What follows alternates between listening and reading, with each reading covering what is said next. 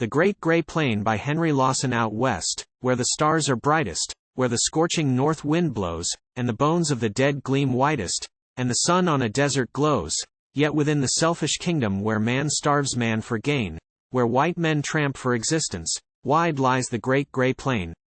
No break in its awful horizon, no blur in the dazzling haze, save where by the bordering timber the fierce, white heat waves blaze, and out where the tank-heap rises or looms when the sunlights wane, till it seems like a distant mountain low down on the Great Gray Plain.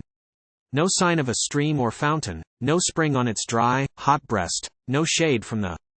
blazing noontide where a weary man might rest. Whole years go by when the glowing sky never clouds for rain, only the shrubs of the desert grow on the Great Gray Plain.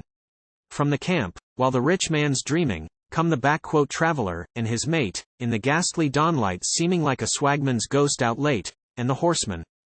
blurs in the distance, while still the stars remain, a low, faint dust cloud haunting his track on the Great Gray Plain.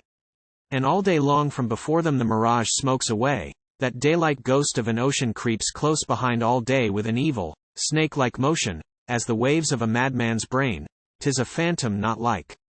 water out there on the Great Gray Plain. There's a run on the western limit where a man lives like a beast, and a shanty in the mulga that stretches to the east, and the hopeless men who carry their swags and tramp in pain, the footmen must not tarry out there on the Great Gray Plain.